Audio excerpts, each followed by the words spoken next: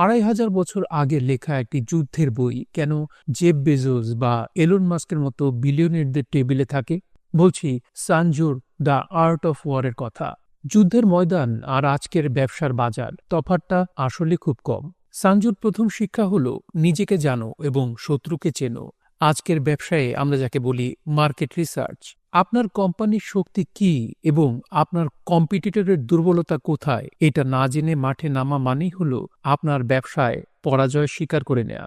সবচেয়ে বড় জয় হলো যুদ্ধ না করে জেতা। আর আজকের ব্যবসায় এর মানে হলো প্রাইস ওয়ার বা সস্তা দামের প্রতিযোগিতায় না নেমে আপনার পণ্যের মান এবং ব্র্যান্ড ভ্যালুকে এমন পর্যায়ে নিয়ে যাওয়া যাতে আপনার কম্পিটিটর আপনার কাছে ধারে আসতে না পারে। একে বলে ব্লু ওশান স্ট্র্যাটেজি।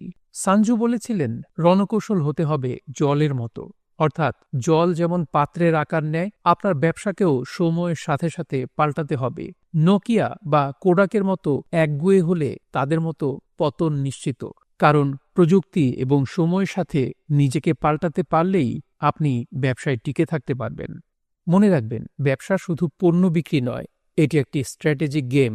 আর এই গেমে জিততে হলে পেশির জোরের চেয়ে মস্তিষ্কের বুদ্ধির দাম অনেক বেশি। আপনার ব্যবসাতে সানজুর এই নীতিগুলো কাজে লাগিয়ে দেখতে পারেন, আপনার ব্যবসার মোড় ঘুরে যাবে।